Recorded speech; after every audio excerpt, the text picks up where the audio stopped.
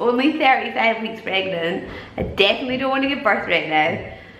But I have been in a lot of pain for a lot of hours. And John's not feeling well. Oh, I was just wondering about paracetamol.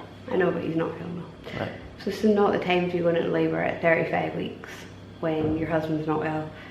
But we're going to go to the hospital now and see what they say. You all ready for the hospital? Yes. Amaya's got her pyjamas on, she's got her hospital bag with all her hospital stuff in it. She's all ready. Eva? Eva? Hospital, put your shoes on. Oh my god.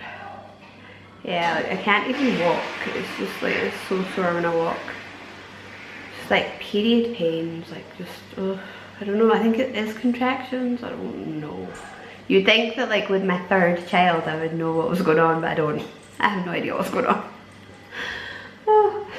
Stop your greeting and make my dinner. We're on our way. Oh god. And I'm in pain. It is sore. So. Look at the full moon. Full moon means you're gonna give birth, does it not? Oh my god, look at the full moon. It's the bloody full moon that's brought on this birth. A month early, or more than a month early. It's the gravitational field, it's sucking it out of your uterus.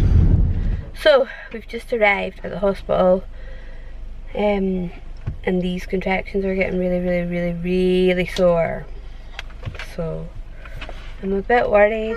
Like, I was just hoping that there wasn't going to be anything, you know, because obviously, yeah, I don't want to give birth at 35 weeks. Oh man, this is sore. Right, so I am in the hospital. Plugged up to a machine. And apparently like I have got contractions. I don't know what's going on.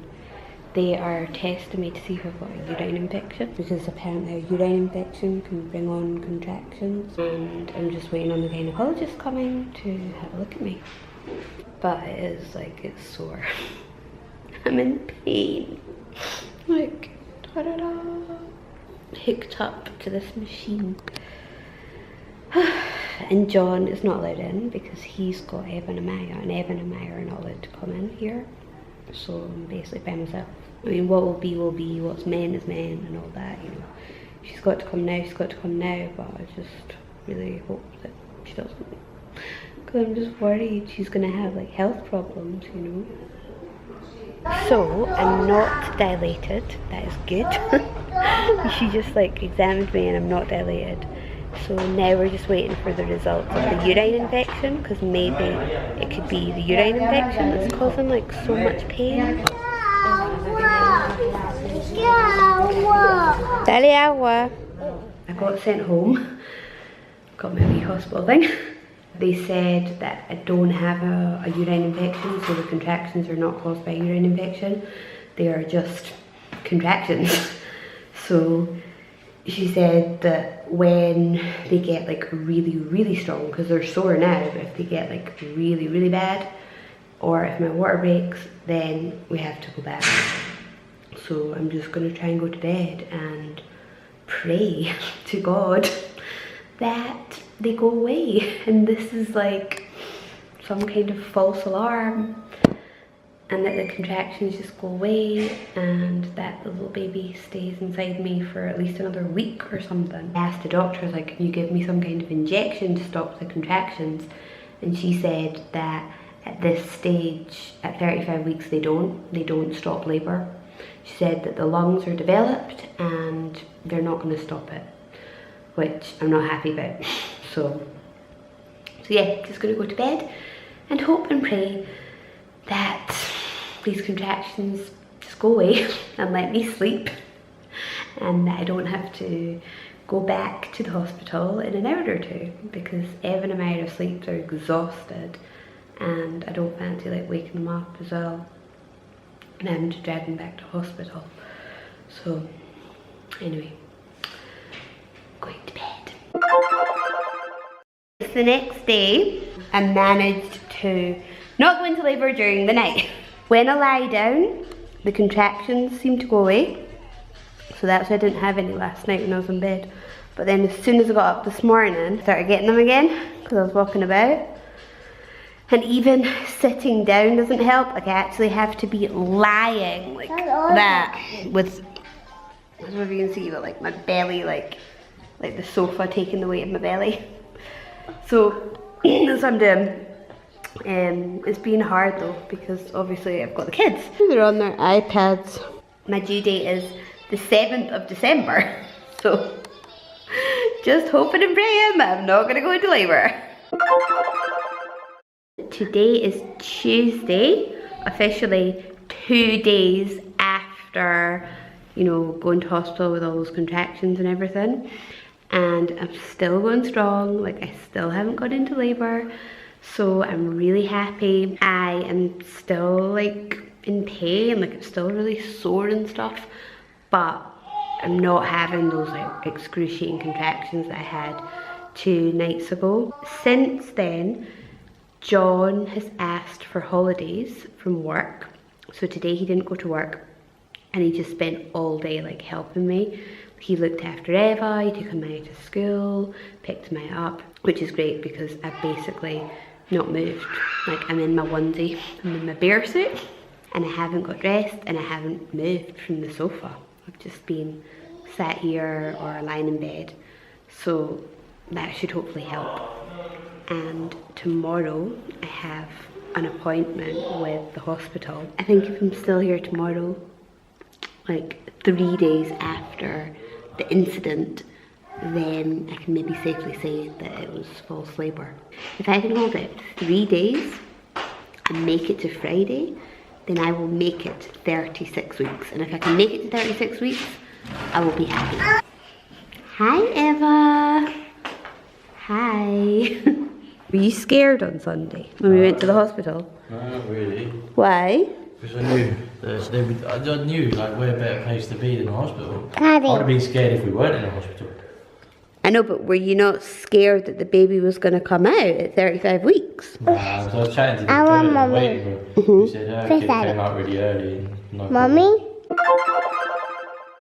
So it's officially Wednesday, 3 days after the incident. I'm feeling positive, like I'm gonna make it. I'm gonna make it to 36 weeks.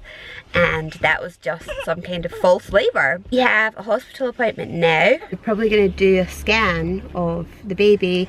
Because I've been sleeping and resting loads, I do feel better and I do feel like more optimistic about this baby staying in for a little bit longer. So I'm happy. So we're in the hospital, waiting. Eva got a Happy Meal on the way to the hospital. Just got back from the hospital and the baby is fine. They did a scan. She's head down and she weighs 2 kilos 300 grams, which I think is like 5 pounds, which is obviously really, really small, but it's okay, you know, like if she were to be born at that weight, I think she would be fine. The doctor said that those awful contractions that I got, that's kind of normal 3rd time around. So she's made me feel a lot better. So it looks like, yeah, it was literally just false labour. The only awful thing that she told me was that my platelets, they're so low, they're 83,000. And because they're so low, she said that they're not gonna give me an epidural. And like my 2 births were excruciatingly painful. Like my 2 previous labours were so sore, and then at the end they gave me an epidural, and thank God they gave me an epidural because like it was just so sore. So I can't imagine doing this without an epidural. I need an epidural. Like I need something for the pain. So I don't know what to do. Like with Eva and Amaya, I gave birth in a private hospital. And their policy regarding platelets and epidurals is a lot more lenient. They allowed me to have an epidural when my platelets were sitting at 80. And they gave me one. but this is a public hospital this time around because I don't have the private medical insurance because I'm not working. So their policy is a lot more stricter, and they say that if your platelets are under 100,000, then you can't have an epidural. So we phoned the private hospital today and asked, you know, we said, look, we don't have our medical insurance, but how much would it be just to pay for it? You know, can we just give birth there and pay for it, just so that they can give me an epidural? And it was like a lot of money, like a lot of money. And also the private hospital is 45 minutes away from where we live now, so I don't think that's going to be an option. So on Monday, if I make it to Monday, I've got an appointment with the hematologist, like a blood specialist, and about my platelets. My platelets are not going to go up. Like, it happens with me for some reason. When I'm pregnant, my platelets fall really low, and then I give birth and then they go back up again, but it's just some kind of like pregnancy condition. My mum has it as well. So I know that my platelets aren't going to go up. The question is, how do I persuade these people to give me an epidural even though I've got really low platelets? So I'm going to try and persuade this guy, this hematologist, on Monday. And the gynecologist said at the end of the day it's the anaesthetist, like it's his call. He's the one that gives me the epidural, so I don't know, maybe he will take pity on me when he sees me screaming in so much pain. He'll say, okay, like, let's give this girl an epidural. But yeah, so that's the bad news. The bad news is I'm probably going to die of the pain. And the good news is it looks like what happened on Sunday was a false labour, and it looks like I am going to make it to 36 weeks, which will be in 2 days. And I might even make it further. Like, I might make it to 37 weeks or 38 weeks, or like, who knows. So I'm happy in that respect. Just not so happy about the pain that is going to be coming my way. Anyway guys, thank you for watching this roller coaster ride. At least it's ended well. It didn't begin well, but it's ended well. And I will see you all in my next video. Bye!